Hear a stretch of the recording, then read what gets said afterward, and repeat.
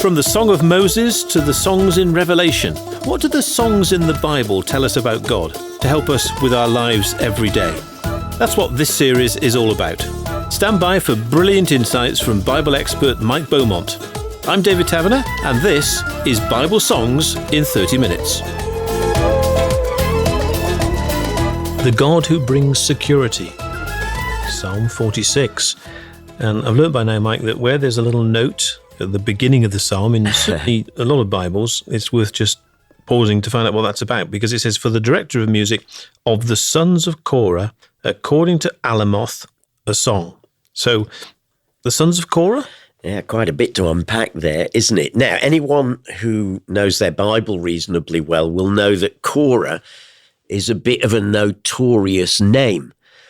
Korah was one of the Levites responsible for carrying the ark and the tabernacle when it was on the move and dealing with all the artifacts to help the priests when they were doing their work.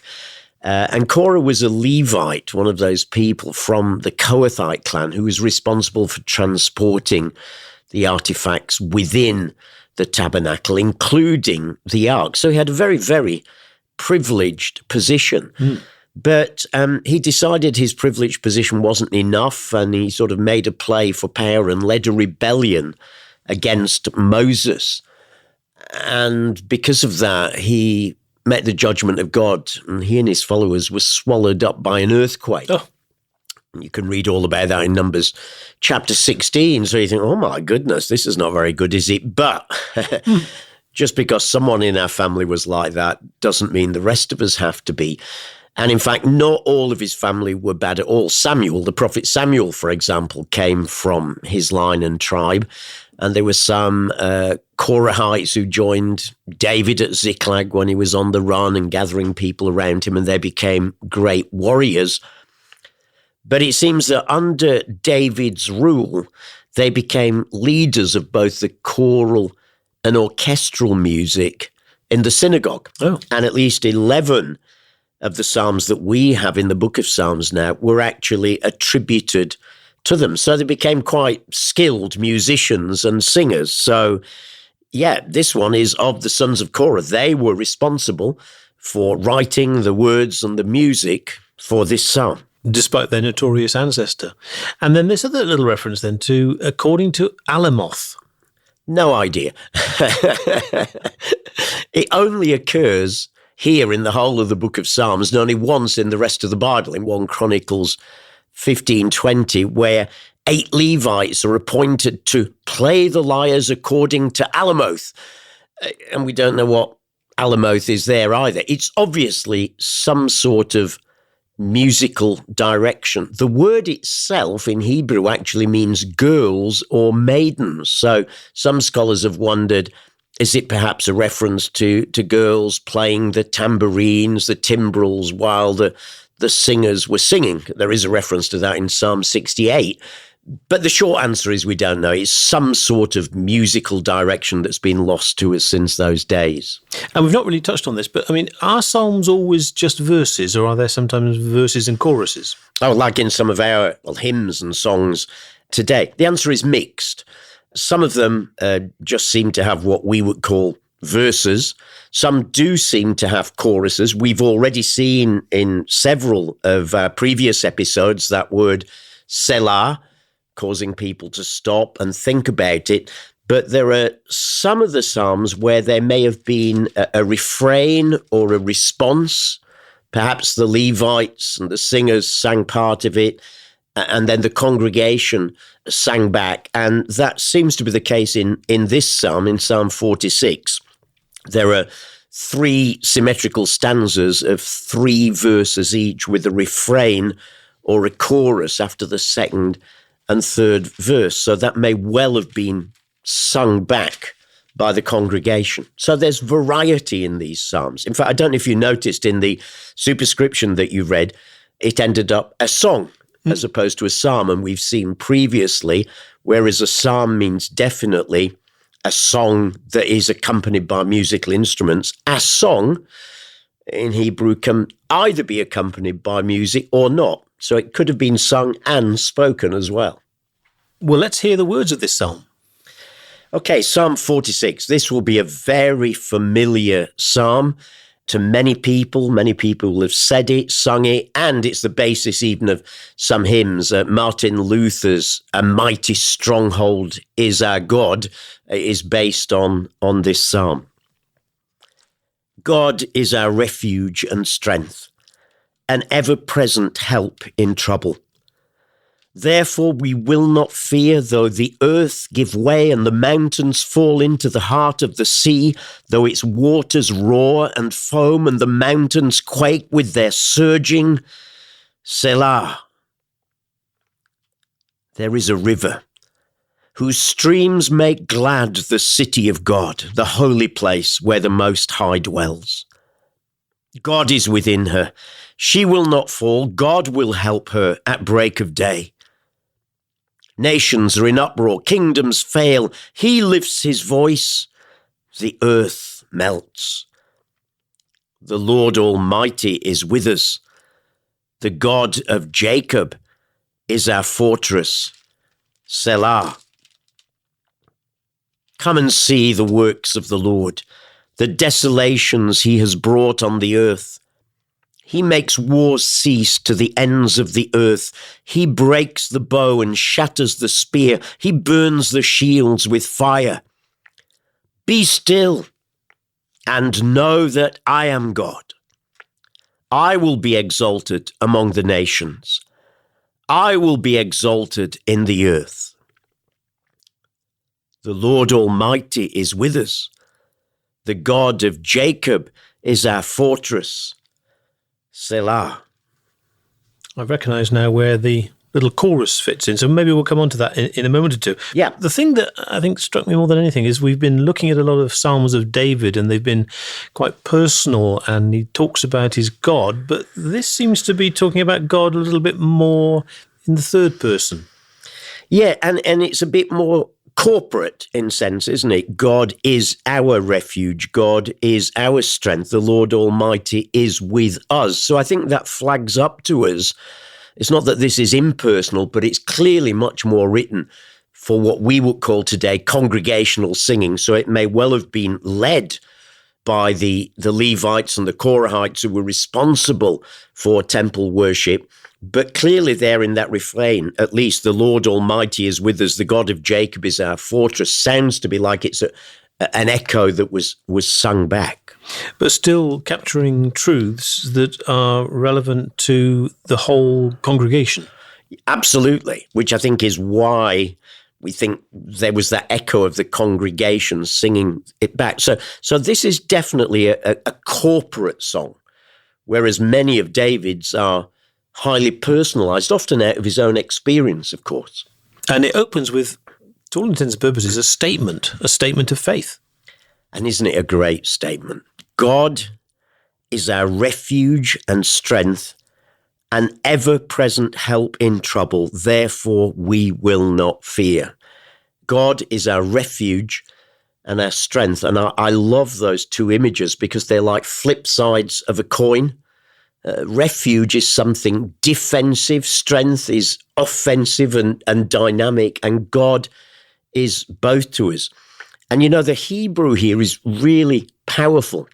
What the Hebrew literally says here is, a help in trouble he is found to be abundantly.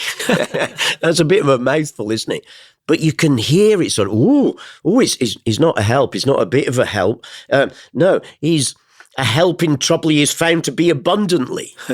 In other words, he is both a well-proved help and a well-expansive help. God alone is our strength, our help, our security, and that's why the psalm goes on to say, therefore we will not fear, though what? Whether it be things that come against us here, the forces of nature expressed in the powerful imagery of verses 2 and 3, though the earth give way, the mountains fall into the heart of the sea, though its waters roar and foam and its mountains quake with their surging, poetic language there, but saying there is nothing bigger than God, not even the most powerful forces in nature. So we will not fear whether it be things that come against us, or they go on to say, whether it be attacks from people that come against us. The imagery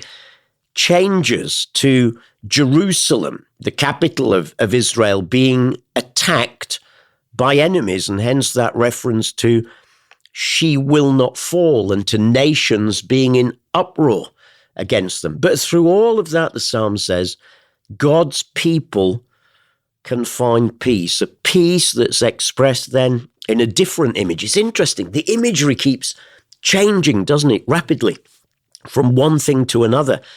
It's a peace in verses 4 and 5 that's expressed like a river whose streams make glad the city of God.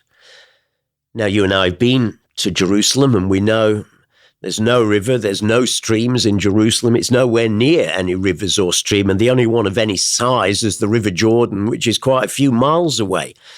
So they're thinking here not of a literal river. It's picture language. It's a picture of God's flowing, sustaining, life-giving presence that brings life to us and that does us good and that refreshes us and that lets us know he is in our midst. And that's why we don't fear. Wow, what a sort of all-embracing, all-encompassing picture there of when God is with us, no matter what comes our way. We do not fear because he is with us, and his life-giving presence is always there to draw. But we've got to come back to that key word, fear. Fear can be crippling. Yeah, absolutely. Probably all of us have experienced it at some time or other in our life through some cause or other. Do you know what? And so did the people in the Bible. I checked on this. There are over 450 references to fear in the Bible.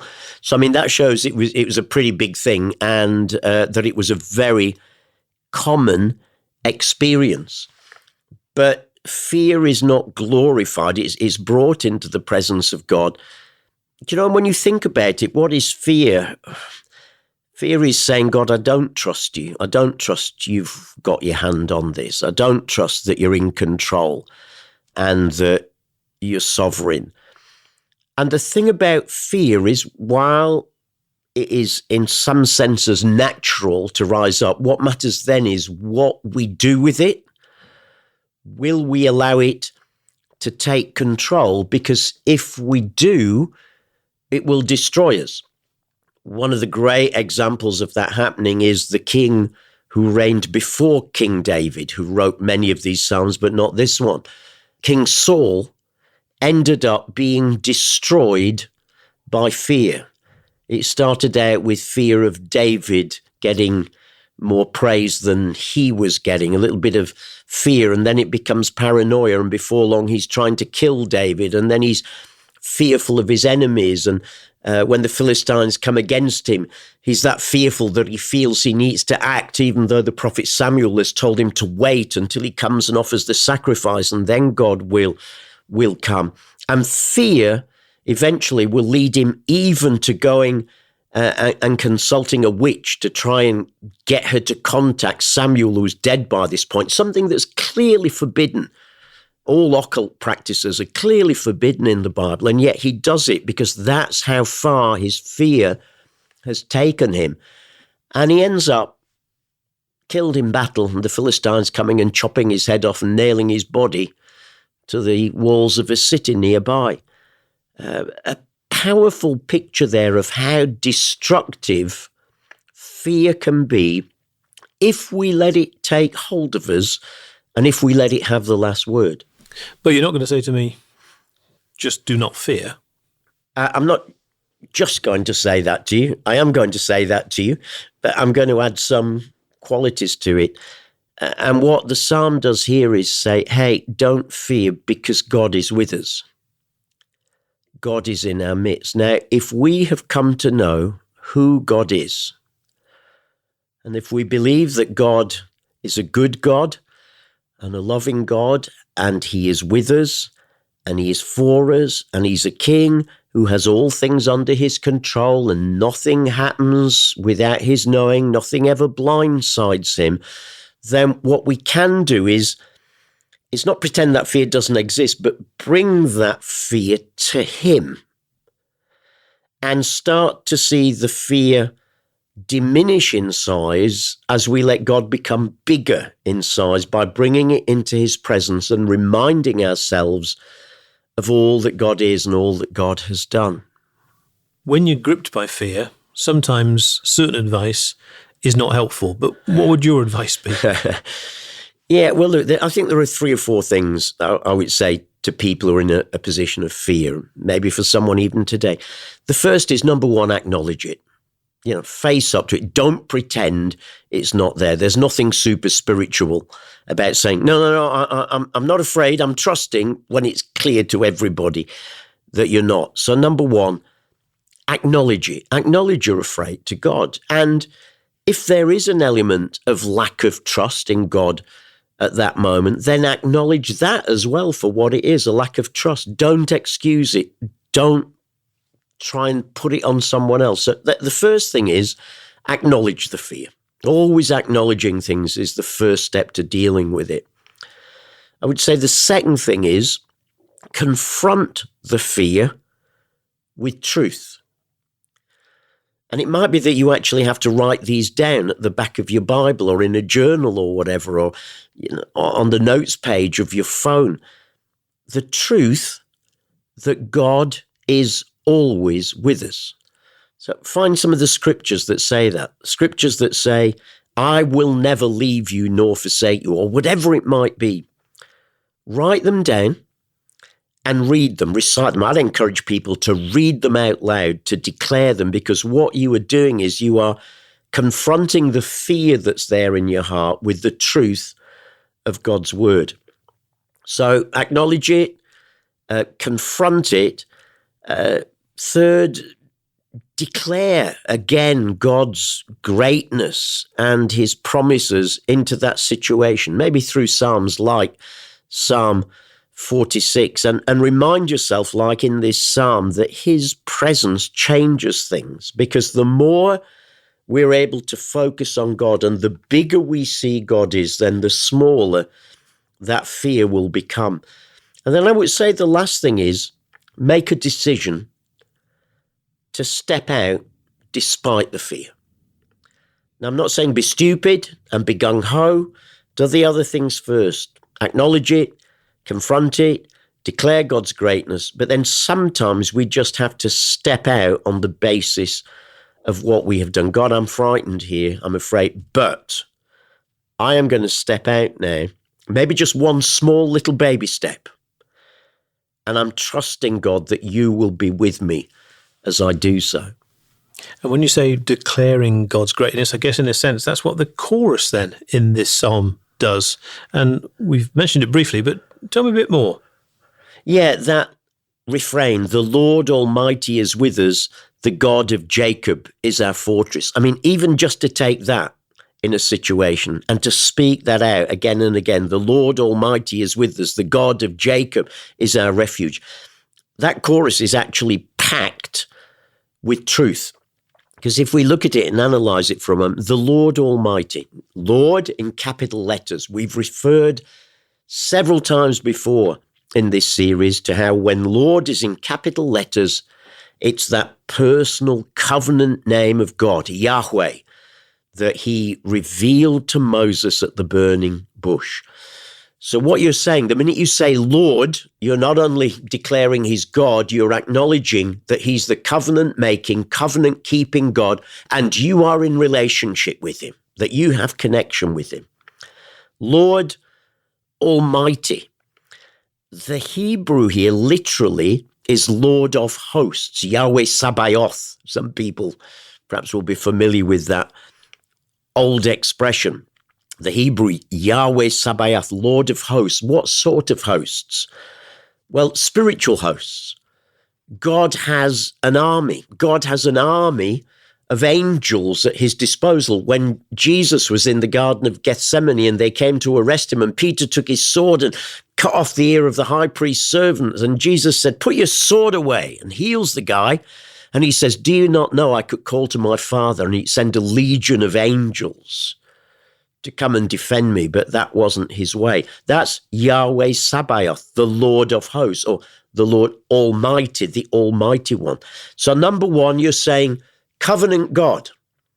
I'm in relationship with him. I'm claiming that. Number two, God has an army of angels at his disposal whom he's going to use to help us in this situation. I love the thought of that.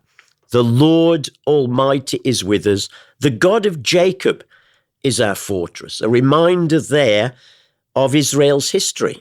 How did Israel's origins begin? With a call to Abraham, who had a son called Isaac, who had a son called Jacob, one of the founding patriarchs of the nation. And so even in that short phrase, the writers are recalling that they've history, that God has been with them faithfully from the beginning. So that sentence, that refrain is packed. The Lord Almighty is with us. The God of Jacob is our fortress. The Lord, the covenant-making, covenant-keeping God with whom I have relationship. Almighty, the one who has an army of angels at his disposal, ready to send on my behalf. The God of Jacob, I'm part of that history. God has done it before. God has done it again. He's my fortress in face of this fear. He's the one who's bringing me security. Little wonder it's followed by one of those Selah. Think about that. And no wonder Martin Luther wrote a hymn called "A Mighty Fortress is Our God." Still as good today as when he first wrote it. Following that declaration from, as it were, the congregation, then, their response, there's an invitation. There is, isn't it? Starts at verse 8 is the turning point. Come and see the works of the Lord. Come and see and experience for yourself. We've seen this several times before in our series. Taste and see that the Lord is good. Come on, try God out, it's saying. We've just declared to you there that God is our fortress, that he's the God who is our security and brings our security. Come on now, here's the invitation. Come and experience this for yourself. I would say that to any listeners today who are facing something that makes them fearful. Come on, come and experience this for yourself. Even declare out those words that we've just read. The Lord Almighty is with us. The God of Jacob is our fortress. Declare it out in faith and see for yourself what God would do, because the worst that can happen to us can all be dealt with by God. That's what he goes on to say. Come and see the works of the Lord. The desolations he's brought on earth. He makes war cease to the ends of the earth. He breaks the bow and shatters the spear. He burns the shields with fire. Now, these, of course, were some of the worst things that they could imagine in those days. Warfare, terrible, hand-to-hand, close combat warfare coming against them. And God saying, ha, and breaking the bow and the shield. There is nothing that God cannot do to protect his people. And then a verse which is possibly one of the most quoted from the Psalms, and you see it on posters all over the place, perhaps slightly out of context, I don't know. Yes, I would say not only one of the most quoted, but one of the most misquoted, because it's quoted slightly out of context normally as "be still and know that I am God," as a sort of there, shh, it's okay, just be still and know that I am God. Now, I believe that with all my heart. It is a wonderful truth, but not from this verse. What it actually is saying here, the Hebrew is, it's a command to God's enemies in context, if you look at what we've just read. So the be still is not a shh, be still, it's a be still, stop it, quit your fighting, leave off, we might almost say. I'll tell you what it's like. It's like in the New Testament when Jesus is in the boat and the storm comes up and the disciples are afraid, and he stands up, and what does he say? He addresses the waves and says, "Peace, be still." And what does he mean? Stop it. It's a command. Stop it. It's a command. Waves go down, winds stop blowing. Stop it. Actually, the Greek phrase that Mark uses in his account of that story actually means be muzzled, like you would muzzle a dog. And he's addressing the wind and the waves and telling them, be muzzled, get your muzzle on. So this is a commanding context here. Quit your fighting, leave off, stop it. So it's a be still in that sense rather than be still, okay, calm down. It's quit your fighting and your struggling, and for goodness sake, let God be God. Know that I am God. Now, even as I'm saying that, I'm thinking maybe there are some listeners who've been struggling and fighting through things and trying to fix it, and God just wants to say, for goodness sake, stop all this fighting and stuff you're doing. Just stop and let me be God. Let me be the God who is your security and brings you deliverance. So according to this psalm, is this God speaking? Yes. Now, most English versions actually put verse 10 in inverted commas. Now, there are no inverted commas in the Hebrew text. Actually, there's no punctuation and capitals and small letters like we have it. So the inverted commas are put in by the Bible translators because they believe, and I think they're right, that what we've got here is that in the song we've got the invitation to come and see what God has done, and then God responds in verse 10. So verse 10, we're pretty sure is God's answering now, saying, be still. Quit all this fighting stuff that's been going on in the verses before against my people. Be still and know that I am God. I will be exalted among the nations. I will be exalted in the earth. Not you, not all you people who are coming against my people wanting to exalt yourselves. So this would seem to be them putting words in God's mouth, as it were, here, of how God is responding. And then the people respond with that second chorus. Yeah, once again, we've got the Lord Almighty is with us. The God of Jacob is our fortress. It's almost like we said it once, say it again. Just get it in your heart. The Lord Almighty, my covenant-making, covenant-keeping God with whom I am in relationship.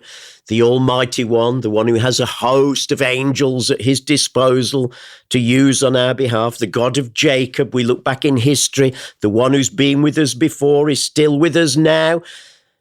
Therefore we can trust. Therefore, we can put our confidence in this God who brings us security, not ourselves, not our city, not our army, but in our God who gives us security. This is Bible Songs in 30 Minutes with Mike Beaumont and me, David Taverner.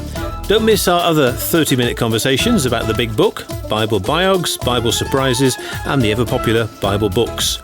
And how about following our Bible journeys on location in the Holy Land and beyond as we track the New Testament in Jesus Then and Now, followed by Unstoppable Church Then and Now. You can listen to all these wherever you get your UCB podcasts.